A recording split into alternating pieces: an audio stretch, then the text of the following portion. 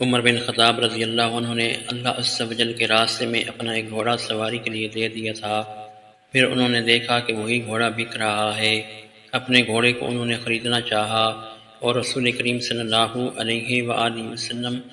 سے اس کے متعلق پوچھا تو حضرت صلی اللہ علیہ وآلہ وسلم نے فرمایا کہ تم اسے نہ خریدو اور اس طرح اپنے صدقہ کو واپس نہ لو۔ نبی کریم صلی اللہ علیہ وآلہ وسلم نے فرمایا اگر میری امت پر یہ امر مشکل نہ گزرتا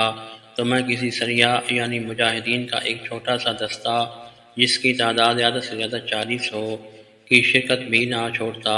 لیکن میرے پاس سواری کے اتنے اونٹ نہیں ہیں کہ میں ان کو سوار کر کے چلوں، اور یہ مجھ پر بہت مشکل ہے کہ میرے ساتھی مجھ سے پیچھے رہ جائیں۔ میری تو یہ خوشی ہے کہ اللہ عز و جل کے راستے میں جہاد کروں اور شہید کیا جاؤں، پھر زندہ کیا جاؤں، پھر شہید کیا جاؤں اور پھر زندہ کیا جاؤں۔